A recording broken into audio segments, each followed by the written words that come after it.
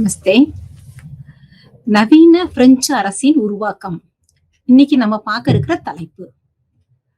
France நாடு அப்படின்னு பார்த்தோம்னா, ஐரோப்பால மிக முக்கியமான ஒரு நாடா நம்ம எடுத்துக்கலாம் இந்த பிரான்ஸ் நாட. இந்த பிரான்ஸ் நாட்டுல எப்படி நவீனமாக அரசு உருவாக்கப்பட்டது அப்படிங்கிறத பத்தி இன்னைக்கு பாடத்திட்டத்துல நம்ம பார்க்க போறோம். ஐரோப்பா அப்படின்னு நம்ம எடுத்துக்கிட்டோம் அப்படின்னு சொன்னோம்னா, ஐரோப்பால France, Russia, Austria, Italy, England இப்படி எண்ணற்ற நாடுகள் இருக்கு. இந்த எண்ணற்ற நாடுகள்லாம் இல்லாத ஒரு விஷயம் பிரான்ஸ் நாட்டுல நடந்தது. அது என்ன அப்படின்னு பார்த்தோம்னு சொன்னோம்னா, ஒரு மிகப்பெரிய ஒரு புரட்சி. பிரெஞ்சு புரட்சி என்று சொல்லப்படுவது. இந்த பிரெஞ்சு புரட்சிக்கு அடித்தளமாக என்னென்னலாம் நடந்தது? அந்த பிரெஞ்சு புரட்சிக்கு ஆரம்ப காலத்தில் இருந்த சூழ்நிலைகள் என்ன? அந்த சூழ்நிலைகள் இட்டுச் சென்ற பாதை என்ன? அதன் விளைவுகள் என்ன? அப்படிங்கிற மாரி இந்த பாடத்துல நம்ம இப்ப பார்க்க போறோம். அப்ப இந்த ஐரோப்பிய நாடுகள்ல முதல்ல இடைக்காலம் அப்படின்னு சொல்லப்படுற ஒரு காலகட்டத்த பார்க்கிறப்ப 453 இருந்து 1453 வரை. அந்த 1453ல துருக்கியை கான்ஸ்டான்டினோபிள் கைப்பற்றியதற்கு பிறகு மிகப்பெரிய மாறுதல்கள் ஐரோப்பிய நாடுகள்ல. ஒரு மிகப்பெரிய மறுமலர்ச்சி. அறிவியல் மறுமலர்ச்சி, அறிவு சார்ந்த ஆற்றல் மறுமலர்ச்சி, எல்லா பக்கமும் பறந்து விரிந்து கிடக்கு. இந்த மறுமலர்ச்சியினால என்ன நடக்குது அப்படின்னு பார்த்தோம்னா, எல்லா பக்கமும் சிறந்த வல்லாட்சியாளர்கள் தோன்றாங்க. பிரஷ்ய நாட்டை எடுத்துக்கிட்டீங்கன்னா, மகா பிரெட்ரிக் அப்படிங்கிற ஒரு அதுபோல ரஷ்யால பார்த்தீங்கன்னா, 2ஆம் கேத்தரின். அதே போல ஆஸ்திரியா. இங்கிலாந்துல பார்த்தீங்கன்னா, 3ஆம் சார்ஜ் மன்னர். இவங்க எல்லாரும் சிறந்த வல்லாட்சியாளர்களாக அந்த காலகட்டத்துல இருக்கிறாங்க. இந்த வல்லாட்சியாளர்களால என்னென்ன நடக்குது அப்படின்னு பார்த்தோம் அப்படின்னா, மிகச்சிறந்த ஒரு நல்ல ஆட்சியை குடுக்க முடிந்தது.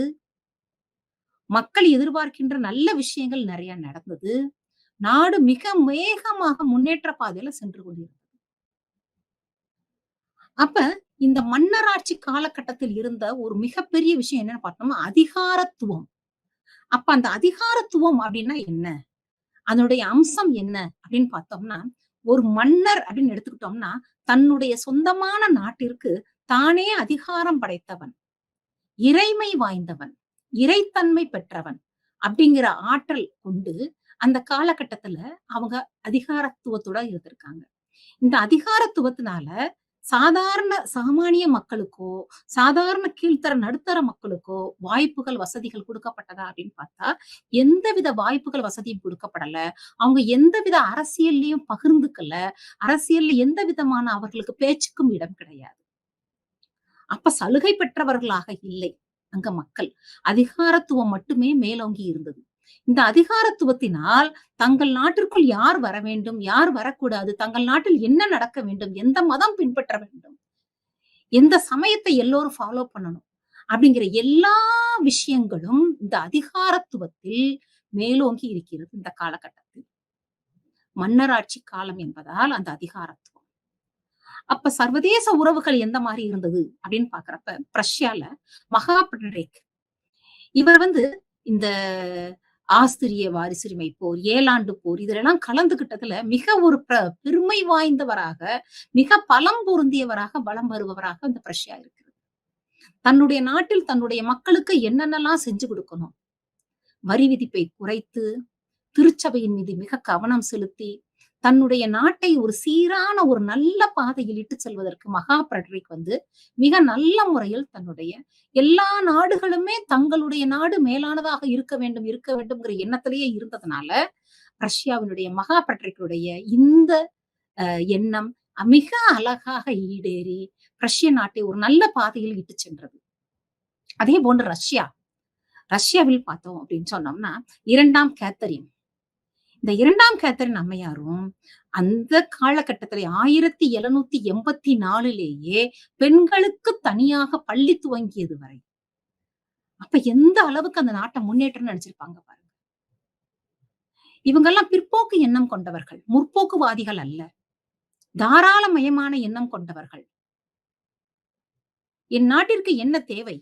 எந்த மாதிரி வரி விதித்தால் என் நாடு சிறப்பாக செயல்படும்? அப்படின்னு திட்டமிட்டு அழகாக ரஷ்யாவை வல்லரசு நாடாக இந்த காலகட்டத்தில் முன்னிறுத்திய பெருமை இவரை சாரும். அதேபோல ஆஸ்திரியா. ஆஸ்திரியாவின் சான்சலரும் சரி, மன்னரும் சரி, தங்களுடைய நாட்டை சரியான பாதையில் எவ்வளவு அழகாக எடுத்துச் சொல்ல வேண்டுமோ, அதே போல எடுத்துச் சென்றார்கள். நாட்டிற்கு என்ன தேவை? சீராக சாலைகள் அமைத்தல், குடிநீர் வசதிகள் ஏற்படுத்திக் கொடுத்தல், மக்களை முன்னேற்றகரமான பாதையில் கொண்டு செலுத்துதல். இந்த மாரி எண்ணற்ற திட்டங்களால் நல்ல மிக ஒரு வல்லரசாக நம்ம ஆஸ்திரியாவை உயர்த்த முடிந்தது. அடுத்து பார்த்தோம்னா இங்கிலாந்து. இங்கிலாந்து நாட்ட எடுத்துக்கிட்டோம் அப்படின்னு சொன்னோம்னா, இந்த காலகட்டத்துல அமெரிக்க சுதந்திர போரில் அதுக்கு தோல்விதான். ஆனால் தோல்வி என்றாலும் கூட, குடியேற்ற நாடுகளில் தனக்குண்டான ஒரு பிரதிநிதித்துவத்தை வச்சுக்கொண்டு, இந்தியா போன்ற காலனி ஆதிக்க நாடுகள் மூலமாக வந்த எண்ணற்ற வருமானம். காலனி ஆதிக்க கொள்கை. அதுபோல தனித்துவம் வாய்ந்த அந்த தொழில் முன்னேற்றத்திற்கு மிகவும் உறுதுணையாக இருந்தது. அப்பொழுது இருந்த மன்னர் 3ஆம் சார்ஜ் மன்னர். 3ஆம் சார்ஜ் மன்னர் இந்தியாவிலேயே கிழக்கிந்திய கம்பெனிக்கு ஒரு உத்தரவு குடுத்து, இந்தியால கிழக்கிந்திய கம்பெனி ஆரம்பிக்கப்பட்டு, அதே போல காலனி ஆதிக்க பகுதியாக இங்க இருக்கின்ற வளங்கள் எல்லாம் எந்த அளவு சுரண்டப்பட்டதோ, அதே போல எண்ணற்ற காலனி ஆதிக்க நாடுகள் இங்கிலாந்திற்கு. இதனால் அதனுடைய பொருளாதாரமும் நல்ல ஒரு மேம்பாடான நிலையில், அந்த நாட்டு மக்களும் நல்ல ஒரு மேம்பாடற்ற அதாவது ஒரு வளர்ச்சிகரமான பாதையில் சென்று கொண்டிருந்தார்கள் சொல்லலாம். கடற்படை பெருக்கம் மிக அழகாக பெருகியது. கப்பற்படை ஏன்னா இங்கிலாந்து பார்த்தீங்கன்னா, ஒரு முற்றிலும் கடலால் சூழப்பட்ட ஒரு நாடு. அப்ப அதிகமான துறைமுகங்கள் இருக்கும். அப்ப கடற்படை பலம் வாய்ந்ததாக இருந்தால் தன் நாட்டிற்கு பலம் என்று சொல்லி, அதற்கும் மிக முக்கியத்துவம் குடுத்து இது மாரி பண்ணாங்க. அப்ப இத்தாலியில பார்த்தீங்கன்னா, இந்த ஒருமுகப்பட்ட அந்த மைய அரசு அப்படின்னு இல்லைன்னா கூட, பிரான்சிற்கு கீழ அதுவும் ஒரு சிறப்பாக தன்னுடைய தேவைகளை தானே நிறைவேற்றிக் கொள்ளும் ஒரு நாடாக. பின்பகுதியில பார்த்தோம்னா, நம்ம இத்தாலிய ஒருங்கிணைவு இதெல்லாம் பார்த்தீங்கன்னா, ரொம்ப ஒரு ப்ராப்ளத்துக்குரிய ஒரு பிரச்சனைக்குரிய பகுதியாக அது இருந்தா கூட, முதல்ல இத்தாலி அந்த காலகட்டத்துல ஒரு சிறப்பான இடமா தான் இருந்திருக்கு. அப்ப இந்த சர்வதேச உறவுகளை வைத்து பார்க்கின்ற பொழுது, பிரான்ஸ் நாடு.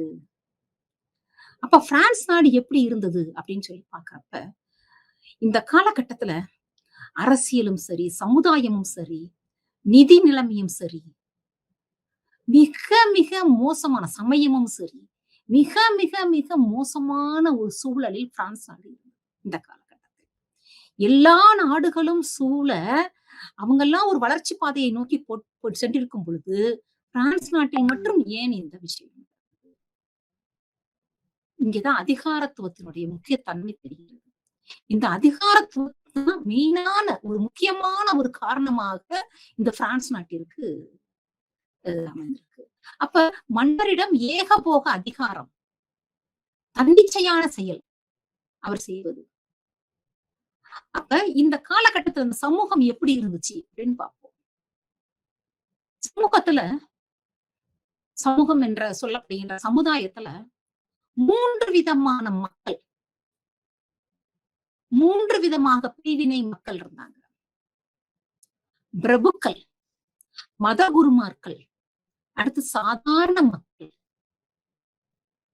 அப்ப முதல் இடத்தை வகிப்பவர்கள் யாராக இருந்தாங்க அப்படின்னு சொன்னோம்னா பிரபுக்கள். 2வது இடத்தில் மத குருமார்கள். 3வது பார்க்கிறப்ப சாதாரண எளிய மக்கள். இதுலயே அங்க பிரிவினைத்தன்மை வந்துருச்சு.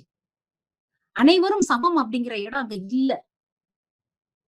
அப்ப இந்த பிரபுக்கள் என்பவர்கள் இந்த நாட்டுல எத்தனை சதவிகிதம் இருந்தாங்க அப்படின்னு பார்த்தோம்னா, வெறும் 5% குறைவான எண்ணிக்கை உள்ளவர்கள் இந்த பிரபுக்கள். ஆனால் இவர்கள் கையில எவ்வளவு விதமான நாட்டினுடைய செல்வங்கள் இருந்தது, நாட்டினுடைய நில வளங்கள் இருந்தது அப்படின்னு பார்த்தோம் அப்படின்னு சொன்னா, 40% நிலங்கள் இவர்களுடைய கையில் இருந்தது. 40% நிலங்களை கையில் வைத்துக் கொண்டு, இவர்களுக்கு என்ன விதமான சலுகைகள் வழங்கப்பட்டது அப்படின்னு பார்த்தா, இவங்களுக்கு பிரபுக்களுக்கும் சரி, அடுத்து வருகின்ற மத குருமார்களுக்கும் சரி, அதிகமான சலுகைகள். முதல் சலுகை, வரி சலுகை. எந்த விதமான வரியையும் இவர்கள் கட்ட வேண்டியது கிடையாது. பிரபுக்களும் கட்ட வேண்டியது கிடையாது. மத குருமார்களும் கட்ட வேண்டியது கிடையாது. அதுபோல அரசியலில், பதவிகளில் எந்த விதமான அரசாங்க பதவியாக, உத்தியோகமாக இருந்தாலும் சரி, அதில் முதலிடம் இவர்களுக்கு மட்டுமே. அந்த சலுகையும் இவர்கள் அனுபவித்தார்கள். திருச்சபை வரியிலும் இவர்களுக்கு விதிவிலக்கு. திருச்சபை வரியும் இவங்க கட்ட வேண்டியது கிடையாது. ஆடம்பர கேளிக்கை வரிகளும் இவர்களுக்கு கிடையாது. தொழில் வரி கிடையாது. அப்ப எண்ணற்ற வரி விலக்கு. இவங்க அதாவது நாட்டினுடைய 40% சொத்துக்களை அனுபவித்துக் கொண்டு, எந்த விதமான வரிகளும் கட்டாமல், தாங்கள் தங்களுடைய சந்தோஷத்த மட்டும் வச்சுக்கிட்டு இருந்தாங்க. அப்ப இந்த 2 விதமான மக்கள் இப்படி இருக்கிறப்ப, 3வது நிலையில இருக்கின்ற இந்த சாதாரண மக்கள். அவர்களுக்கு அனைத்து விதமான வரிகளும் உண்டு. எந்த சலுகையும் கிடையாது. ஏன்னா சமுதாயம் இருந்த நிலைமை. சோ அப்ப நம்ம இந்த இந்த பிரான்ஸ் நாட்டுல இருக்கிறது காரணம் அரசியலா, பொருளாதாரமா என்னமென்னமோ பார்த்தோம்னா கூட, மெயினா பார்த்தோம் அப்படின்னா, இந்த சமுதாயத்தில் நிலவிய சூழல் தான் ஒரு மிக முக்கிய காரணமாக அமையுதுன்னு பார்க்கலாம். அப்ப இந்த வரி சலுகைகள் இதெல்லாம் இல்லாததுனால, இது போக இன்னொரு விஷயம் என்னன்னு பார்த்தோம்னா, அந்த பொதுமக்களுக்கு, சாதாரண மக்களுக்கு, பிரபுக்களுக்கும், மதகுருமார்களுக்கும் கண்டிப்பான சேவை செய்கின்ற ஒரு அ பராமரிக்க வேண்டியவை. அதாவது வாரத்தில் 2 அல்லது 3 நாட்கள் இவங்களுக்கு கொடுக்கப்பட்ட பணியாகவே இருந்தது, பொதுமக்களுக்கு. இவங்க வந்து போய் யாருக்கு வேலை பார்க்கணும் அப்படின்னு சொன்னா, மதகுருமார்கள். சம்பளம் இல்லாத, ஊதியம் இல்லாத வேலை பார்க்க வேண்டும். அப்ப அவ்ளோ வரிச்சுமையும் இவர்களிடம் இருக்கிறது. பொதுமக்கள்ட்ட. இந்த மீதி நாடுகள்லாம் பார்த்தோம்னா, ஒரு முன்னேற்ற பாதையில போகுதுன்னு சொன்னா, மன்னர் மக்களுக்காக சேவை செஞ்சுகிட்டு இருக்காரு. அதனால மன்னர் சொல்றத மக்கள் கேட்கறாங்க. இங்க அந்த மாரி இல்ல. மன்னர் சொல்றத மக்கள் கேட்கணும்னா, மக்களுடைய நலனில் அக்கறை கொண்ட அந்த அரசாங்கம் அங்கு இல்ல. அதனால சமூக நிலையானது மிக மோசமான ஒரு நிலைமைக்கு இருக்கின்றது. இதுதான் பொருளாதார தன்மையும். பொருளாதார நிலைமைன்னு பார்த்தோம்னு சொன்னோம்னா, இந்த ம் இந்த பிரான்ஸ் நாட்டுல 14ஆம் லூயி, 15ஆம் லூயி, 16ஆம் லூயி இந்த 3 பேர் தான் அந்த காலகட்டத்துல வர்றாங்க. இந்த 14ஆம் லூயி எப்படி அப்படின்னு சொல்லி பார்த்தோம்னா, தேவையற்ற ஒரு 4 போர்கள் இவருடைய ஆட்சி காலத்துல நடந்தது. தேவையே இல்லாம ஸ்பானிஷ் வாரிசுரிமை போர், இது மாரி அரியணை போட்டிக்காக எங்கெங்க போர்கள் நடக்கின்றதோ, அதுல கலந்துகிட்டதுனால, அந்த தேவையற்ற 4 போரினால் நாட்டினுடைய பொருளாதாரம் மிக மோசமான நிலைமைக்கு தள்ளப்பட்டது.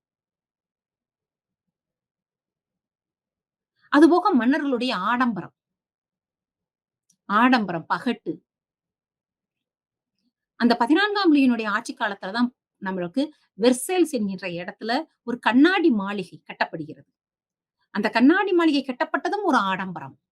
அதுவும் யாருடைய செலவு? மக்களுடைய வரிப்பணம்.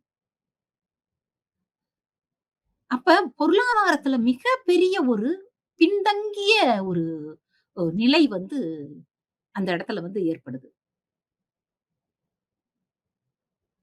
14ஆம் லூயி 4 போர் என்றால், 15ஆம் லூயி அவருடைய ஆட்சி காலத்தில் 3 தேவையில்லாத போர். அதில் 2ல் தோல்வி வேற. அப்ப அதனால பொருளாதார நிலைமை என்பது மிக மோசமான நிலைமைக்கு தள்ளப்படுகிறது. சமயம் என்று பார்த்தால், ஐரோப்பிய நாடுகள்ல 2 சமயம். ஒன்று கத்தோலிக்க, இன்னொன்னு புரட்டஸ்டன்ட். ஐரோப்பிய நாடுகளில் தெற்கு பகுதிகள் முழுவதும் கத்தோலிக்க மதத்தை பின்பற்றும் பொழுது, வடக்கு பகுதி என்று பார்த்தோம் என்றால், அது வந்து புரட்டஸ்டன்ட் மதத்தை முழுக்க முழுக்க பின்பற்றி வருகிறது. அப்ப பிரான்ஸ் நாடு முழுக்க முழுக்க ஒரு கத்தோலிக்க நாடு. அப்ப கத்தோலிக்க மதம் தான் அங்க பின்பற்றப்படுகிறது. இங்க இருக்கின்ற அந்த மத குருமார்களுக்கு அளிக்கப்பட்ட அதிகமான சலுகையினால், ஒரு அ அந்த மத ஒரு கூட்டத்திற்கு வருவதற்கு கூட சாதாரண மக்களுக்கு அனுமதி கிடையாது. அவர்கள் வரணும் அப்படின்னு சொன்னா, அவங்களுக்கு தனி பாத. ஒரு சர்ச்சுக்குள்ள நுழையிறதுக்கு கூட அவங்களுக்கு தனி பாத. சமயம் என்பது கூட சமமாக இல்லை. சமுதாயத்தில் இருந்த ஏற்றத்தாழ்வுகள் மிக மோசமான நிலைமையில அந்த இடத்துல வச்சிருக்கு. அப்ப பிஷப் என்ன சொல்றாரோ, போப் என்ன சொல்றாரோ, அதுதான் அங்க வந்து வேதமாக, சட்டமாக ஏற்றுக்கொள்ளப்படுகிறது. மன்னருடைய கட்டுப்பாட்டுக்குள்ள இருந்தா கூட, அவங்க ஆனா சுதந்திரமா இருந்திருக்காங்க. மத குருமார்களும் சரி, பிரபுக்களும் சரி, நிலமானிய முறை அந்த நேரத்துல இருந்திருக்கு. அப்ப நிலமானிய முறை இருந்ததுனால, மிக மோசமான அளவுல சாதாரண மக்கள் இருந்திருக்காங்க. அப்ப இந்த நேரங்கள்ல ஒரு மிகப்பெரிய ஒரு மாற்றம். என்ன மாற்றம்னா, ஒரு அறிவாற்றல் பெருக்கம் அடைகிறது இந்த மெயினா பிரான்ஸ் நாட்ல. இந்த அறிவாற்றல் பெருக்கம் எப்படி ஏற்படுகிறது அப்படின்னு பார்த்தோம் சொன்னோம்னா, இந்த புரட்சிக்கான விதை எங்கிருந்து வருது அப்படின்னு பார்த்தோம்னு சொன்னோம்னா, தத்துவ ஞானிகள் நம்ம மாண்டெஸ்க்யூ, வால்டேர் மற்றும் ரூசோ. இந்த தத்துவ ஞானிகள் மாண்டெஸ்க்யூ, வால்டேர், ரூசோ இவங்க என்ன பண்ணாங்க அப்படின்னு பார்த்தோம்னா, முதல்ல மாண்டெஸ்க்யூ. மாண்டெஸ்க்யூ யாரு அப்படின்னு பார்த்தா ஒரு சிறந்த வழக்கறிஞர். இவர் என்ன ஒரு எண்ணற்ற நூல்கள் எழுதியிருக்காரு. அப்ப இந்த நூல்கள்ல என்ன சொல்லப்பட்டிருக்கு அப்படின்னு நம்ம பார்த்தோம் அப்படின்னு சொன்னா, மாண்டெஸ்க்யூ ஒரு சமுதாயத்தில் எந்த மாதிரி மக்கள் நடத்தப்பட வேண்டும்? மக்களுக்கு என்ன மாதிரியான உரிமைகள் வழங்கப்பட வேண்டும்? ஏற்றத்தாழ்வுகள் என்பது இல்லாத சமுதாயம் எப்படி இருக்கணும்? அப்படிங்கிறத மிக அழகா சொல்லியிருக்காரு. அதுக்காக அவர் ஒண்ணு சொன்னாரு. என்ன சொன்னாருன்னா, அதிகார பிரிவினை என்று கோட்பாடு. அதிகார பிரிவினை அப்படின்னு சொல்லி என்னன்னா, இப்ப ஒரு நாட்ல நிதி இருக்கு.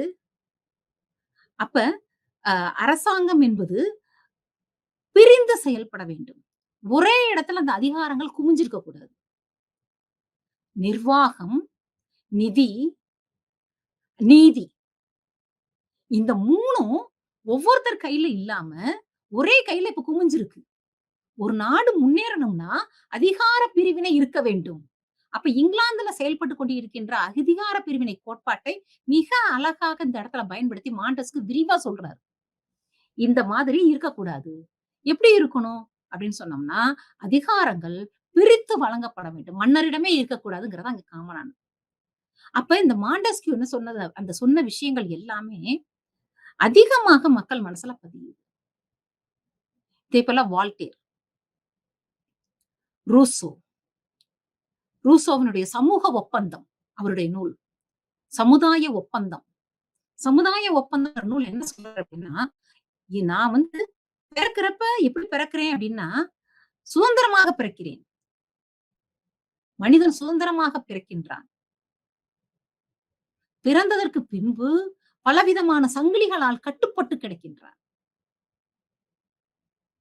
சமுதாய ஒப்பந்தம் என்பது என்ன அப்படின்னு சொல்லி பார்க்கிறப்ப, ஒரு சமுதாயம் அந்த சமுதாயத்துல இருக்கிற மக்களுக்கு என்னென்ன விஷயமெல்லாம் குடுக்கணும் அப்படிங்கிற ஒரு ஒப்பந்தம். நான் இந்த பூமியில பிறந்ததுனால எனக்கு இந்த சுதந்திரம்லாம் கிடைக்கணும்.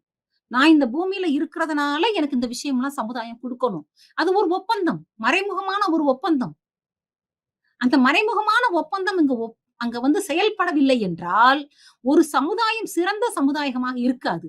ஒரு முன்னேற்றகரமான பாதையில அது போக முடியாது. அப்ப அந்த சமுதாயம் சிறப்பாக செயல்பட வேண்டும் என்றால், வேற ஒரு சமுதாய ஒப்பந்தத்திற்கு நாம் தயாராக வேண்டும். இதுதான் இவருடைய கோட்பாடு. 100 எலிகளால் ஆளப்படுவதை விட, ஒரு சிங்கத்தால் ஆளப்படுவது மேல் அப்படின்னு சொல்றாரு.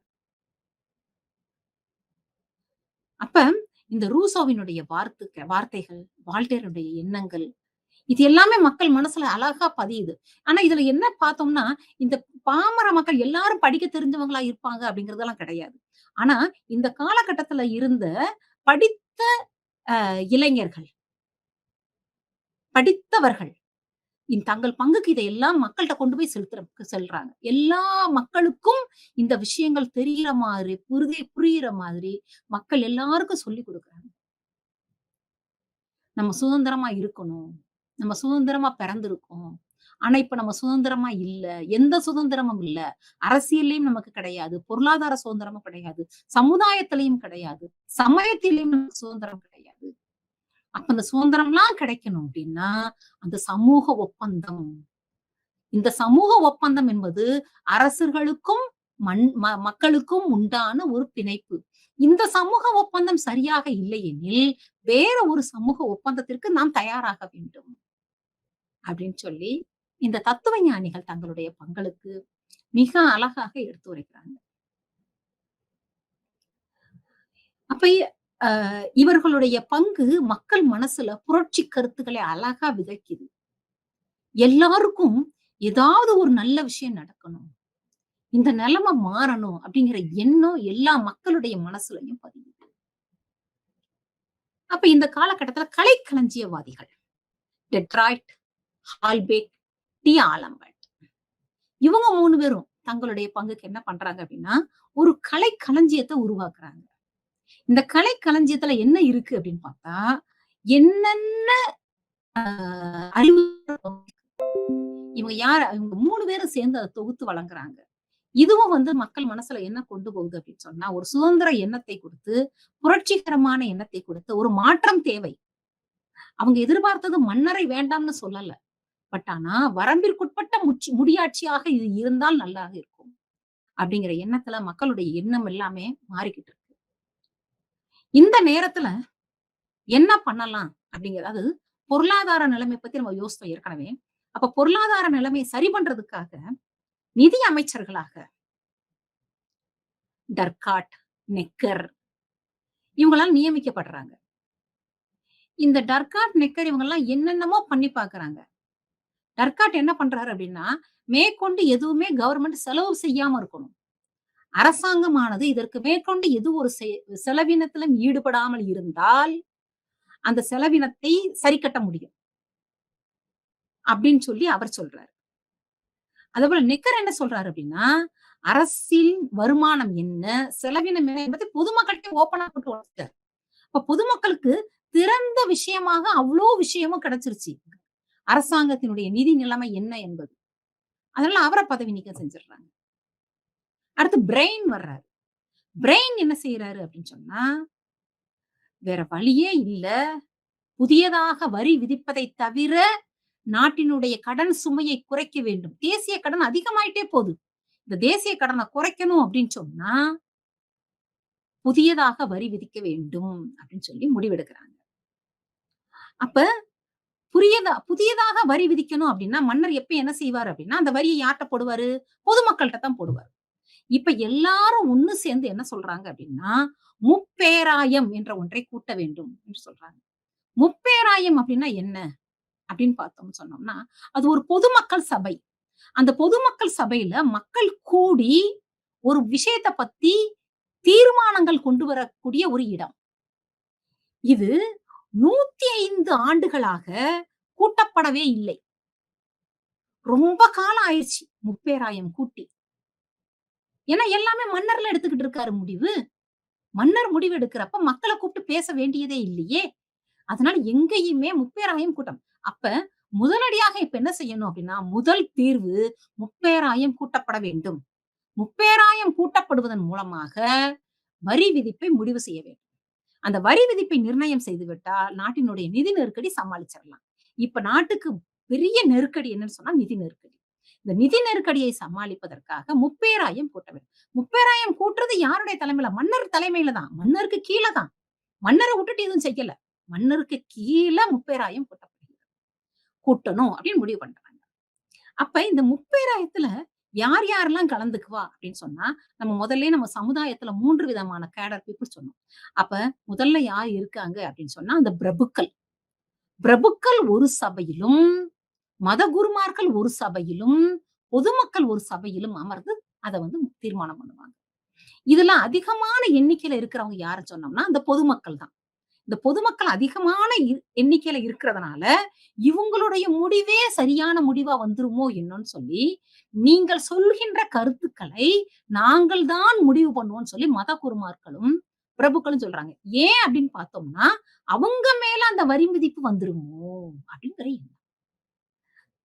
அதனால அந்த வரி விதிப்பை தள்ளி போடுவதற்காக அவங்க என்ன சொல்றாங்க அப்படின்னா, மதகுருமார்களும், பிரபுக்களும் முப்பேராயம் கூட்டுவதற்கு நாங்க ரெடி. முப்பேராயம் கூட்டப்பட்டால், அந்த முப்பேராயத்தில் பேசப்படுகின்ற விஷயங்கள் பொதுமக்கள் சொல்றத மட்டும் தீர்மானம் போடக்கூடாது. அந்த பொதுமக்கள் சொல்லுகின்ற கருத்துக்களை முடிவெடுக்கின்ற அதிகாரம் எங்களுக்கு இருக்க வேண்டும் சொல்றாங்க. இல்ல, எல்லாருக்கும் சமமான அதிகாரம் தான் அங்கு வழங்கப்பட வேண்டும் அப்படின்னு பேசப்படுது. இதுக்கெல்லாம் மன்னர் ஒத்துக்கிட்டாரு. ஏன் அப்படின்னா, தேசிய கடன் சுமைய குறைக்கணும், வட்டி கட்ட முடியல. வேற வழி இல்லாம ஒத்துக்கிட்டாரு. ஆனா, இவருக்கு ஒரு பயம். முப்பேராயத்தை கூட்டிட்டோம் அப்படின்னு சொன்னாவே என்ன அர்த்தம் அப்படின்னா, மன்னருக்கு அதிகாரம் போச்சுன்னு அர்த்தம். அப்ப மன்னருடைய அதிகாரம் போயிடுச்சா, நமக்கு நமக்கு அதிகாரம் போயிரும். அப்ப இதை கூட்டாம செஞ்சுருவோமா? முதல்ல சரின்னு சொல்றவரு, கூட்டுறதுக்கு ஒத்துக்கிட்டவரு, என்ன செஞ்சுட்டாரு அப்படின்னா, அந்த முப்பெராயத்தை பூட்டி தன்னுடைய சாவிய எடுத்துக்கிட்டாரு. கூட்ட விடாம தடுக்கிறதுக்காக. அப்ப 30,000த்துல கூடுறதுக்காக வந்த அந்த சபை உறுப்பினர்கள் அனைவரும் என்ன செய்றாங்க அப்படின்னா, பக்கத்துல ஒரு டென்னிஸ் கோர்ட் மைதானம். அந்த டென்னிஸ் கோர்ட் மைதானத்துல அனைவரும் ஒன்று கூடி, அங்க ஒரு உறுதிமொழி எடுக்குறாங்க. அந்த டென்னிஸ் கோர்ட் மைதானத்துல ஒரு உறுதிமொழி எடுக்குறாங்க எல்லாரும். முப்பேராயம் கண்டிப்பாக கூட்ட வேண்டும். கூட்டி ஒரு தேசிய மன்றம் என்று ஒன்று உருவாக்க வேண்டும். அந்த தேசிய மன்றம் என்ன செய்யணும் அப்படின்னு சொன்னா, வரம்பிற்குட்பட்ட முடியாட்சியை செயல்படுத்துவதாக இருக்க வேணும் அப்படின்னு சொல்லி முடிவு பண்றாங்க. அதுக்கப்புறம் அந்த தேசிய மன்றம் வரி விதிப்பை பத்தி முடிவு செய்யணும் அப்படின்னு சொல்லி எல்லாரும் பேசுறாங்க. அப்ப இந்த மக்களுடைய ஒருங்கிணைப்பு, இவங்கெல்லாம் சேர்ந்து இப்படிலாம் செய்யறத பார்க்க, எங்க நம்ம தலைமைய விட்டு இவங்களா முடிவு பண்ணிருவாங்களோன்னு வேற வழி இல்லாம அத திறந்து விடுறாரு முப்பேராயர். அப்ப தேசிய மன்றம் கூடுகிறது. முப்பேராயத்தில் தேசிய மன்றம் கூடி என்னென்ன முடிவெடுக்க வேண்டும் என்று முடிவெடுக்கிறார்கள். அதுல முதல்ல பண்ண முடிவு என்னன்னு சொன்னா, இதுவரை மத குருமார்களும், பிரபுக்களும் அனுபவித்து வந்த வரிச்சலுகை நீக்கப்படுகிறது. திருச்சபையினுடைய சொத்துக்கள் யாவும் நாட்டுக்கு நாட்டு உடைமையாக்கப்படுகிறது. அப்ப இந்த மாரி விஷயங்கள்லாம் சொன்ன உடனே அரசருக்கு பயம் வந்துருச்சு. அப்ப அரசர் நாட்ட விட்டே தப்பியோட முயற்சிக்கிறார். இது நம்மள அரசராக வைத்துக்கொண்டு நம்மள கேட்காமயே எல்லா விஷயமும் நடக்குதே அப்படின்னு நினைச்சு. அவருக்கு தப்பியோட நினைத்ததையும் கண்டறிந்து, அவர கூட்டு வந்து காவல்ல வைக்கிறாங்க. காவல்ல வச்சு தேசிய மன்றம் முதலாக சட்டமன்றம் ஒன்றை கூட்டுவதற்கு ஏற்பாடு செய்யுது. ஏன்னா ஒரு அரசியலமைப்பு உருவாக்கணும். அந்த அரசியலமைப்பை உருவாக்கி, அந்த அரசியலமைப்பின்படி அந்த முடியாட்சி செயல்பட வேண்டும். எப்படி இங்கிலாந்துல முதலமைச்சரும் இருப்பாரு, அரசரும் இருப்பாரு. அரசருக்கு அங்க உண்டு, அதிகாரம் உண்டு. அரசருக்கு கீழ முதலமைச்சர் இருப்பார். வரம்பிற்குட்பட்ட முடியாட்சி. அதுக்கு பேரு தான். அது மாதிரி இங்க ஒண்ணு சட்டமன்றம் உருவாக்கப்படணும். அது ஒரு அரசியலமைப்பை உருவாக்கணும் அப்படிங்கிறதுக்காக, தேசிய மன்றத்துல முதல்ல முடிவெடுத்து, ஒரு அழகாக ஒரு சட்டமன்றத்தை உருவாக்குறாங்க. சட்டமன்றத்தின் மூலமாக அரசியலமைப்பு எழுதப்படுகிறது. இந்த எழுதப்பட்ட நேரத்துல அரசர் திருப்பி தப்பியோட முயற்சிக்கிறார். அப்ப அவங்க இதுக்கு மேல அரசருக்கு இதில் சம்மதம் கிடையாது என்பத முழுசா தெரிஞ்சுக்கிறாங்க. இந்த மாதிரியான தேசிய மன்றம் கூடுவதிலோ, சட்டமன்றம் எடுக்கின்ற முடிவுகளிலோ மன்னருக்கு முடிவு இல்ல. மன்னவருக்கு அதுல அவரு அங்கீகாரத்தை குடுக்கல. அவருக்கு பிடிக்காம இந்த விஷயம் நடக்குதுங்கிறது அவர் தப்பி ஓட முயற்சிக்கிறதுல இருந்து தெரிஞ்சிருது. அப்ப இனி மன்னரை நம்ம என்ன பண்ண முடியாதுன்னு சொல்லிட்டு, அவருக்கு விசாரணை நடத்தி, அவர என்ன பண்றாங்கன்னா, அந்த தூக்கிலிடுகின்ற ஜக்கெட்டின் அப்படின்னு சொல்ற, அதுல தூக்கு போடுற இதுல அவர வச்சு அவரு ஒரு முடிவுக்கு வருகிறது. அப்ப மன்னர் இல்லாமல் சட்டமன்றத்த பண்ண முடியாது. அப்ப தேசிய பேரவை அப்படிங்கிற அடுத்த லெவலுக்கு போறாங்க. தேசிய பேரவை அப்படின்னு சொன்னா என்னன்னு சொன்னோம்னா, ஒரு டைரக்டர்ஸ் இருப்பாங்க அங்க. அதாவது இயக்குனர்கள் அடங்கிய ஒரு அவை இருக்கும். அந்த இயக்குனர்கள் அடங்கிய அவை அந்த தேசிய பேரவையை கூட்டும். அந்த இயக்குனருடைய ஆட்சி தான் அடுத்து இருக்கும் அப்படிங்கிற மாதிரி ஒரு 5 பேர் கொண்ட ஒரு குழு தேசிய பேரவையை நிர்ணயம் செய்கிறது. இந்த தேசிய பேரவையானது இயக்குனர்கள் ஆட்சியாக அடுத்து அப்படியே வருது. அழகாக ஒரு அரசியலமைப்பு போடப்பட்டு, அவங்க என்னென்ன சொன்னாங்களோ ஏற்கனவே தேசிய மட்டத்துல முடிவெடுக்கப்பட்ட அனைத்து விஷயங்களும் இங்க தேசிய பேரவையில எழுத்துப்பூர்வமாக எழுதப்படுகிறது. அனைத்து அ மத கு அது எந்தெந்த அ இது மத குருமார்களுடைய நிலங்கள் எல்லாமே என்ன பண்ணுதுன்னா, தேசிய உடைமையாக்கப்படுகிறது. போப்பாண்டவருடைய எல்லாமே என்ன பண்ணா போப்பாண்டவர் இவன் அரசினுடைய சம்பளம் பெறும் ஒரு அதிகாரியாக மட்டுமே அவர் இருப்பார். அப்படின்னு சொல்லி போப்பாண்டவர் சொல்லப்படுகிறார். இது மாரி எல்லா விஷயங்களுமே என்ன பண்ணுதுன்னா, அந்த தேசிய பேரவையில அந்த இயக்குனர்கள் கொண்ட ஒரு ஆட்சியின் கீழ கொண்டு வரப்படுகிறது. அப்ப இதுல அரச குடும்பத்தை சார்ந்த நபர்கள், அரச குடும்பத்துக்கு விசுவாசமாக இருந்த சில பிரபுக்கள். இவங்கலாம் என்ன செய்றாங்க அப்டின்னா, இதற்கு அப்பப்ப எதிர்ப்பு தெரிவிச்சுக்கிட்டே இருக்காங்க.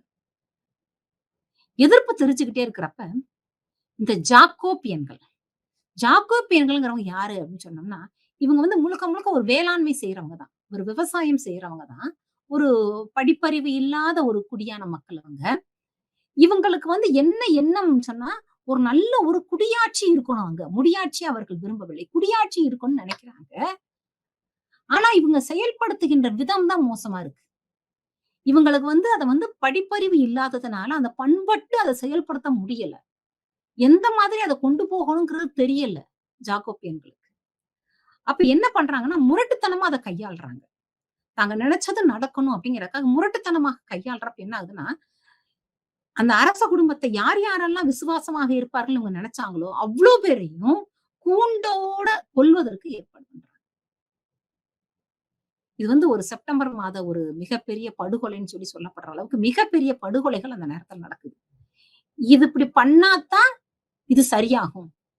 ரத்தமும், குருதியும் தான் இதற்கு வந்து ஒரு விடுதலைக்கு ஒரு மிகப்பெரிய ஒரு ஆயுதம்னு நெனச்சு அவங்க பண்றாங்க. அவங்க வந்து அவங்களுடைய குறிக்கோள் நல்ல குறிக்கோளாக இருந்தா கூட, வழிமுறையானது ஒரு பயங்கரமான ஆட்சியை கொண்டு வர்ற மாரியான வழிமுறை வந்து அவங்களோட வழிமுறை இருக்கு. அப்ப இந்த ஜாக்கோபியன்கள்னாலயும் ஒரு ஒரு சில விஷயங்கள் வந்து தவறாக நடக்கிறது. இந்த நேரத்துல நமக்கு நெப்போலியன் வர்றாரு. பேரரசர் நெப்போலியன். நெப்போலியன் யாரு அப்படின்னு சொன்னா, ஒரு பீரங்கி படையின் ஒரு படைப்பிரிவின் அதிகாரியாக படைக்கு வந்தவர். இந்த நெப்போலியன். கார்சிகா அப்படிங்கிற தீவுல இருந்து வந்தவரு. இவருக்கு இவர பார்த்தாலே எல்லாருக்குமே வந்து என்ன செய்யுமா, அப்படி ஒரு வேகம் வருமா, ஒரு தன்னம்பிக்கை வருமா. அந்த மாதிரி இவருடைய விஷயங்கள் எல்லாமே எப்படி இருக்கும் அப்படின்னு சொன்னா, ஒரு நல்ல ஒரு சிறப்பான ஒரு அ ஒரு ஒரு உத்வேகத்தை குடுப்பது மாரி இருக்குமா. ஸோ அ அந்த ஆரம்ப காலகட்டத்துல பிரான்ஸ் நாட்டில் நடந்த நெறையா போர்கள்ல, மெயினா இத்தாலிய போர், எகிப்திய போர், இவருடைய வழிநடத்துதலின் பேரில் மிகப்பெரிய வெற்றி பிரான்ஸ் நாட்டிற்கு ஈட்டு தரப்பட்டது. ஸோ அப்ப சாதாரண படை வீரர் தான்.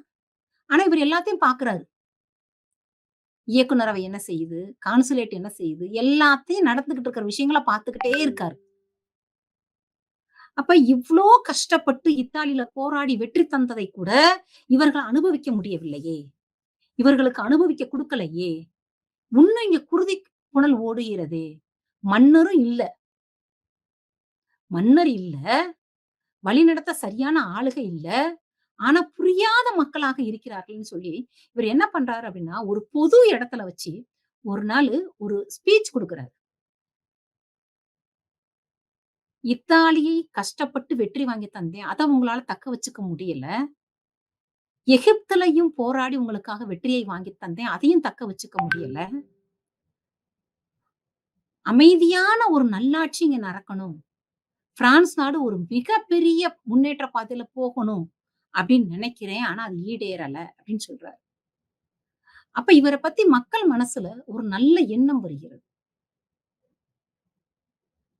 அப்ப இந்த இயக்குனர்கள் ஆட்சி, அந்த ஜாக்கோபியன்களை கலைத்துவிட்டு ஒரு புது விதமான ஆட்சி வர்றதுக்கு, ப்ரூமைர் புரட்சி அப்படிங்கிற புரட்சி மூலமாக ஒரு நல்ல விதமான ஒரு ஆட்சிய கொண்டு வரதுக்காக நெப்போலியன் வந்து பண்றாரு. டைரக்டர்ல ஒருத்தரா, இயக்குனர்களில் ஒருத்தராக இவர் வந்து பங்கேற்று 10 ஆண்டுகள் மட்டும் அந்த இயக்குனர் ஆட்சியில் இவர் இருக்கணும் அப்படிங்கிற மாதிரி முடிவு பண்ணி ஆட்சிக்கு வர்றாரு. 10 வருஷம் முடிஞ்சிருச்சு. அடுத்த 5 வருஷம் இயக்குனரவையில ஆட்சியா இருக்கலாம் அப்படின்னு சொல்லி இவருக்கு வருது. அப்பயும் இருக்காரு.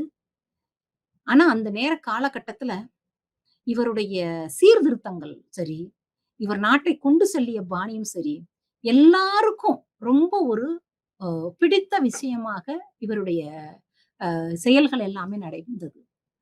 அதனால நெப்போலியனை அதிகமாக மக்கள் வந்து என்ன செஞ்சாங்க அப்படின்னு சொன்னோம்னா, மிக அவருடைய அவருடைய நல்லாட்சி வேணும் நம்ம நாட்டுக்கு, அப்படிங்கிற மாதிரி மக்கள் வந்து எதிர்பார்க்க ஆரம்பிச்சாங்க.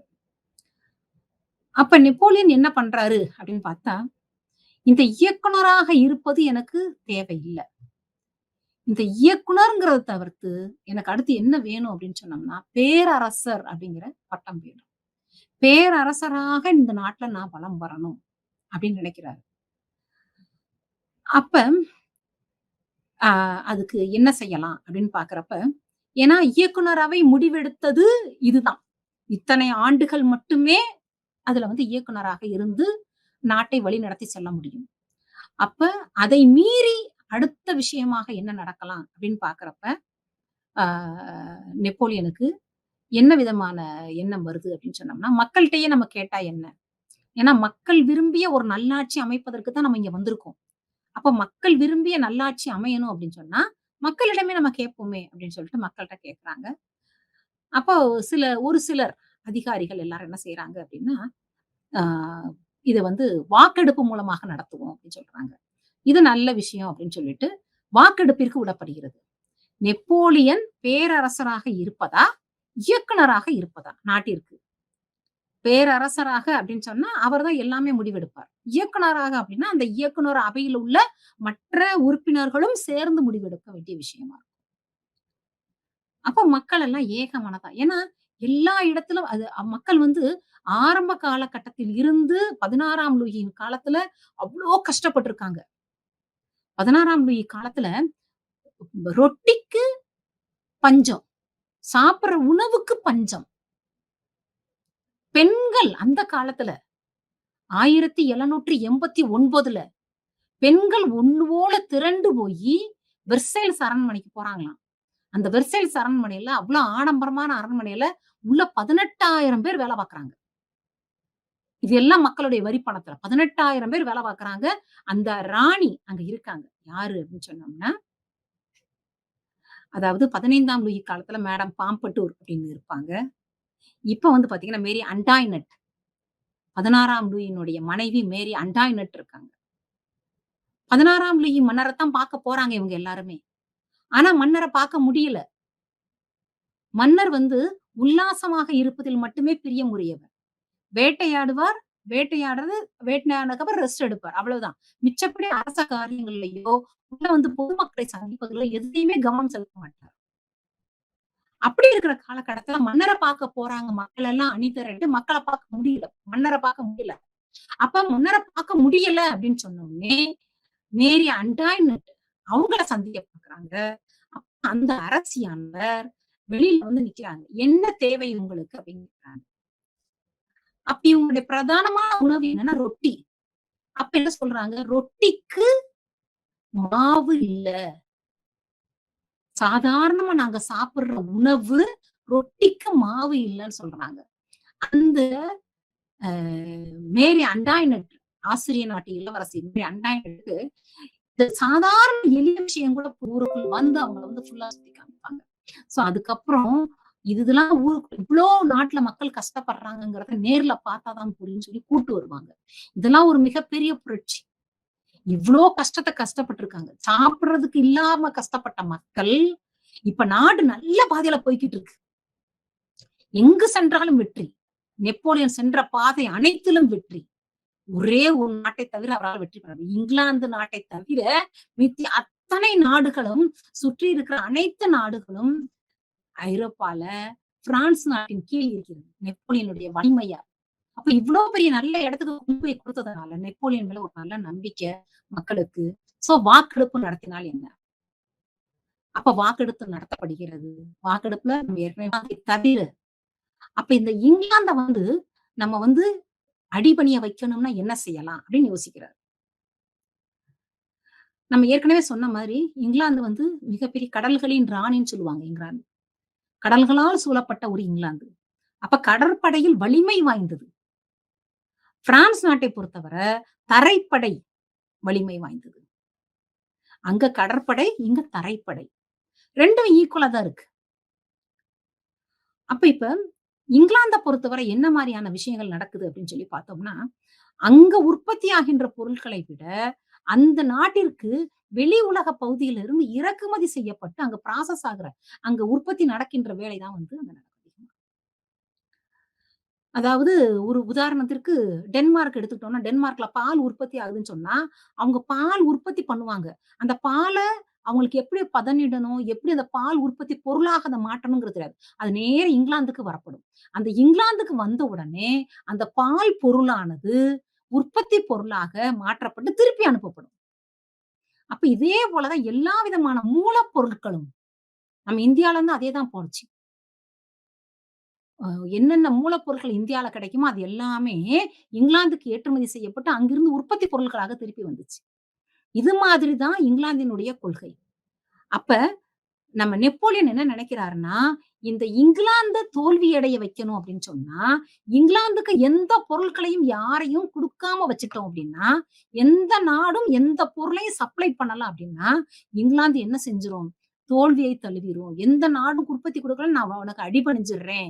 எல்லா நாடுகள்ட்ட இருந்து நான் வேணும் சொல்லுன்னு சொல்லி அவர் வந்து நினைக்கிறாரு. அதுக்காக இவரால போடப்பட்ட திட்டத்தின் பெயர் கண்ட திட்டம். கண்ட திட்டம் அப்படின்னு சொல்லி சொல்றாங்க. இந்த கண்ட திட்டம் கண்ட திட்டம் என்ன செய்யுது அப்படின்னு சொன்னோம்னா, ஒரு அறிக்கையை அனவுன்ஸ் பண்ணுது நெப்போலியனுடைய பெயரில். என்ன சொல்றாரு நெப்போலியன் ஒரு சாசனத்தை வெளியிடுகிறார்.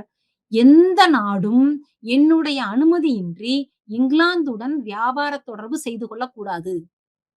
எந்த நாடும் என்னுடைய அனுமதியின்றி இங்கிலாந்துடன் வியாபார தொடர்பு செய்து கொள்ளக்கூடாது. அப்ப எல்லா நாடும் பயந்து போயி இங்கிலாந்துக்கு எந்த விதமான பொருளையும் ஏற்றுமதி செய்யாமல் அப்படி இருக்கு. ஆனா, இங்கிலாந்து உடனே என்ன சொல்லுது அப்படின்னு சொன்னா, அது ஒரு அறிக்கை போடுது. ஒரு ஆணையை வெளியிடுது. அந்த ஆணையில என்ன சொல்லப்படுதுன்னு சொன்னா, எந்த நாடும் என்னுடைய நாட்டிற்கு பொருளை கொண்டு வரலாம். அதுக்கு நான் உறுதுணையாக நிற்பேன். நான் உனக்கு பாதுகாப்பு தருவேன்னு சொல்லி இங்கிலாந்து ஒரு ஆணை வெளியிடுது. இது இவ்வளவு எங்க நடக்குதுன்னா, கடல்களின் மேல் போடப்பட்ட ஆணை. இந்த கடல்களின் மேல் போடப்பட்ட ஆணை இங்கிலாந்திற்கு சாதகமாக இருக்குமா? பிரான்ஸ் நாட்டிற்கு சாதகமாக இருக்குமான்னு பார்த்தோம்னா, இங்கிலாந்துக்கு தான். ஏன்னா இங்கிலாந்து கடற்படையில் வலிமை வாய்ந்தது. அப்ப எல்லா நாடுகளும் முதல்ல அமைதியா இருக்காங்க. பிரான்ஸ் நாட்டை மீறி இங்கிலாந்துடன் வியாபார தொடர்பு வைத்துக் கொள்ளக்கூடாது என்பதில் அமைதியாக இருக்காங்க. ஆனா காலப்போக்கில் சிறிது சிறிதா வேற வழி இல்ல. இங்கிலாந்தை நம்பி தான் எல்லா நாடுகளும் இருக்கு அப்படிங்கிற மாரி இருக்கிற சூழல்ல, ஒவ்வொரு நாடா முதல்ல குட்டி நாடுக தான். ஒண்ணொண்ணா, ஒண்ணொண்ணா கொஞ்சம் கொஞ்சமா, கொஞ்சம் கொஞ்சமா என்ன பண்றாங்க, இந்த அ பிரான்சினுடைய ஆணையை மீறி இங்கிலாந்துக்கு பொருட்கள் செல்ல ஆரம்பிக்குது. அப்ப இங்கிலாந்துக்கு பொருட்கள் சென்றால் பிரான்ஸ் என்ன செய்யும்? படையைக் கொண்டு தடுக்கச் செய்யும். படையோடு பிரான்ஸ் நாடு தடுக்க வருகிறது. இங்கிலாந்து நாடு பிரான்ஸ் நாட்டை இது எந்த நாடு வருகிறதோ அவங்கள காப்பாத்த வர்றாங்க. அப்ப கடல்களின் மேல் போர் நடக்குது. கடல்களின் மேல் போர் நடக்கிறப்ப பிரான்ஸ் நாட்டிற்கு தோல்வி, இங்கிலாந்து நாட்டிற்கு வெற்றி. அப்ப பேரரசர் நெப்போலியன் இவ்ளோ நாள் சம்பாதிச்ச வெற்றியும் சரி, இவ்ளோ நாள் நாட்டுக்கு செய்த சீர்திருத்தம் எல்லாமே சரி, ஒரு அழிவு பாதையை நோக்கி இந்த கண்டத்திட்டத்தின் மூலமாக போக கொஞ்சம் கொஞ்சமா ஆரம்பிக்குது. இந்த கண்டத்திட்டத்தின் மூலமாக இங்கிலாந்து நாட்டினுடைய ஒரு நல்ல உறவை பகைத்துக் கொண்டு, அனைத்து நாடுகளுடைய உறவையும் பகைத்துக் கொள்ளுது. அப்போ ஒரு கட்டத்துல என்ன ஆச்சுன்னா, எல்லா நாடுகளும் பிரான்ஸ் நாட்டிற்கு எதிரியாக மாறிவிடுறாங்க. அப்ப இந்த மக்கள் பார்க்குறாங்க, நாட்டுக்கு பாதுகாப்பு இல்ல. இவ்ளோ நாடு சிறப்பாக நடந்து கொண்டிருந்த இந்த நெப்போலியனுடைய ஆட்சி, இப்பொழுது வேற்று பாதையை நோக்கி போக ஆரம்பிக்குது. நாட்டை மோசமான நிலைமைக்கு கொண்டு போக வைக்குது. அப்ப எல்லா மக்களும் ஒன்று சேர்ந்து, இந்த நிலைமைக்கு யார் காரணம்? இந்த நிலைமைக்கு என்ன காரணம்? அப்படின்னு பார்க்குறாங்க. அப்ப இந்த நிலைமைக்கு யார் காரணம்? என்ன காரணம்ன்னு பார்க்கிறப்ப, இந்த நிலைமைக்கு நெப்போலியனுடைய இந்த நடவடிக்கை காரணம். எந்த நடவடிக்கை? கண்டத்திட்ட நடவடிக்கை. கண்டத்திட்டம் என்ன செஞ்சுச்சு? இங்கிலாந்தை வெற்றி கொள்ள செய்தது. பிரான்ஸ் நாட்டை தோல்வி அடைய செய்தது. அப்ப இப்ப மக்கள் என்ன சொல்றாங்க அப்படின்னா, இங்கிலாந்து பிரான்ஸ் நாட்டிற்கு எனிமி அல்ல. எதிரி அல்ல. இங்கிலாந்து பிரான்ஸ் நாட்டிற்கு எதிரி அல்ல. நெப்போலியனுக்கு இங்கிலாந்து நாடு எதிரி. அப்ப நெப்போலியன் பிரான்ஸ் நாட்டை விட்டு வெளியேறிவிட்டால், இந்த பிரச்சனைக்கு ஒரு முடிவு வரும். நாட்டிற்கு பாதுகாப்பு கிடைக்கும். நாட்டுல எந்த விஷயமும் மோசமா இருக்காது. பயப்பட தேவையில்ல அப்படின்னு மக்கள் முடிவுக்கு வர்றாங்க. அப்போ நெப்போலியன நாட்டை விட்டு நீங்க வெளியேறிட்டீங்கன்னா, எங்க நாட்டுக்கு பாதுகாப்பு கிடைச்சிரும். அப்ப நெப்போலியனுக்கு வேற வழியே தெரியல. பிரான்ஸ் நாட்ட வெளியே பிரான்ஸ் நாட்ட விட்டு வெளியேறணும் அப்படின்னா, வெளியேறி எங்க போகுது? எந்த நாட்டிற்கு செல்வது? எல்லா நாட்டிற்கும் கேட்கிறாரு. எல்லா நாட்டிலும் அவருக்கு அனுமதி மறுக்கப்படுகிறது. இந்த நாட்ட விட்டு எங்க போறதுன்னு தெரியாத நிலைமை நெப்போலியனுக்கு. அப்ப இறுதியாக இங்கிலாந்திடமே அனுமதி கேட்கிறார். இங்கிலாந்து சரி அப்படின்னு சொல்லி ஒரு கப்பலை அனுப்பி அவர கூப்பிட்டு போயி, ஆனா அவங்கள எல்ஃபா அப்படிங்கிற தீவுல கூட்டு போயி அங்க சிறையில் வைக்கிறாங்க. சோ அங்கேயே தன்னுடைய இறுதி நாட்களை கழித்து நெப்போலியன் வந்து அங்கேயே இறந்துடுறாரு. சோ இதுல இருந்து நம்ம இப்ப எந்த மாதிரி சூழல்ல இருந்து, எந்த மாதிரி ஒரு சூழலுக்கு நவீனமாக பிரான்ஸ் நாடு மாற்றப்படுகிறது பட்டிருக்கிறது அப்படின்னு சொல்லி பார்க்கிறோம். இந்த பிரெஞ்சு புரட்சி என்பது ஒரு மிக அழகாக ஒரு கோடிட்டு மன்னராட்சி காலம் இதுவரை இருந்த மன்னராட்சி காலத்துக்கு அழகா ஒரு முற்றுப்புள்ளி வைத்து, மக்களாட்சி காலமாக மலர வைத்து, முடியாட்சியில் இருந்து குடியாட்சிக்கு கொண்டு சென்று நாட்டை நவீனமாக மாற்றியது. நெப்போலியன் பார்த்தீங்கன்னா, அவருடைய அந்த நாட்டுக்காக செஞ்ச விஷயம் எல்லாமே பார்த்தீங்கன்னா, இன்றைக்கு வர பேசப்படுற அளவுக்கு இன்றைக்கு வர பேசப்படுற அளவுக்கு நெப்போலியனுடைய வேலைகள் எல்லாமே கட்டிடங்களாகட்டும், அணைகளாகட்டும், நாட்டிற்கு தேவையான என்னென்ன வசதிகளோ அவ்வளவுமே தொலைநோக்கு சிந்தனையோடு செய்தவர் நெப்போலியன். சோ அந்த அளவுக்கு ஒரு நவீனமான பாதையில அழகாக இட்டு சென்றவர் நம்ம நெப்போலியன் அப்படின்னு சொல்லி பார்க்கிறோம். இதுல நம்ம முதல்ல அறிமுகமாக பார்த்தது வந்து எந்தெந்த நாடுகள் ஐரோப்பிய நாடுகள்ல இருக்கு. அந்த ஐரோப்பிய நாடுகள்ல இருக்கின்ற ரஷ்யா, ஆஸ்திரியா, இங்கிலாந்து, இத்தாலி, அப்புறம் பிரான்ஸ். இங்க என்ன மாதிரியான அதாவது குடியாட்சி தத்துவமா, முடியாட்சி தத்துவமா, அதிகாரத்துவமா, எந்த மாரியானது எந்த மாதிரியான ஆட்சி அமைப்பு இருந்தது அப்படிங்கிறத பார்த்தோம். அங்க எந்தெந்த நாட்டில் எந்தெந்த வல்லாட்சியாளர்கள் இருந்தாங்க. அந்த வல்லாட்சியாளர்கள் யாரு? அந்த வல்லாட்சியாளர்கள் எப்படி நாட்ட சிறந்த முறையில கொண்டு சென்றாங்க. நம்ம ரஷ்யாவ எடுத்துட்டோம்னா மகா ஃபிரெட்ரிக். ரஷ்யால மகா கேத்தரின். இதுபோல ஆஸ்திரியால 2ஆம் ஜோசப். இங்கிலாந்துல 3ஆம் சார்ஜ்.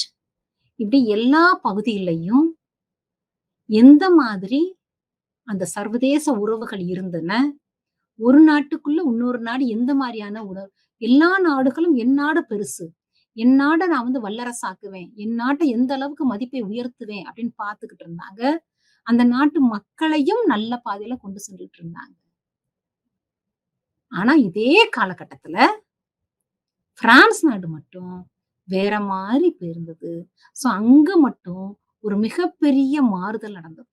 ஒரு குறிப்பிட்ட ஆண்டுக்கு அதாவது அந்த 1789 பிரெஞ்சு புரட்சி வர பார்க்கிறப்ப பார்த்தீங்கன்னா, 1453 வந்து அதாவது ஐரோப்பிய வரலாறு வேற, பிரான்ஸ் நாட்டினுடைய வரலாறு வேறன்னு கிடையாது. பிரான்ஸ் நாட்டுல என்ன நடந்துச்சோ அதான் ஐரோப்பிய வரலாறு அப்படிங்கிற மாரி இருந்தது.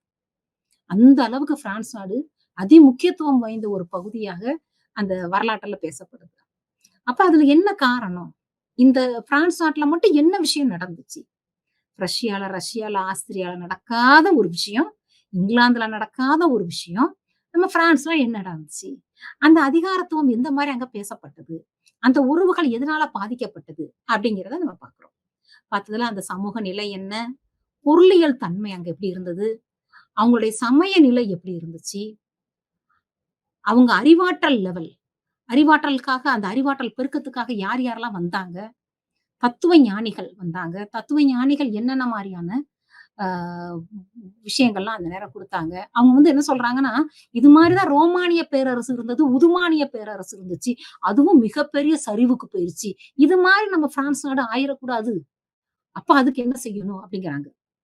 எட்வர்ட் கிப்பன் எழுதிய ரோமானிய பேரரசின் சரிவும் வீழ்ச்சியும் அப்படிங்கிற நூலெல்லாம் வந்து அவங்க கோடிட்டு காட்டுறாங்க. இது மாரி நடக்காம நம்ம எப்படி பாதுகாத்துக்கணும் அப்படின்னு சொல்லிட்டு மாண்டே மாண்டெஸ்கியூ, வால்டேர், ரூசோ இவங்க எல்லாரும் மக்கள எந்த மாரி காப்பாத்தணும், பிரான்ஸ் நாட்ட எப்படி காப்பாத்தணும் அப்படிங்கிறத அழகா அவங்களுடைய தத்துவங்கள சொல்றாங்க. இந்த நேரத்துல கலைக்களஞ்சியம் எழுதப்படுகிறது. டெட்ராய்டு ஹால்பேக் அண்ட் டி ஆலம்பர்ட் இவங்களுடைய தலைமையில எழுதப்பட்ட ஒரு கலைக்களஞ்சியம். அதுவும் ஒரு இந்த புரட்சிக்கு மக்களுடைய மனசுல அது ஆழமாக பதிவதற்கான எண்ணங்கள குடுக்குது.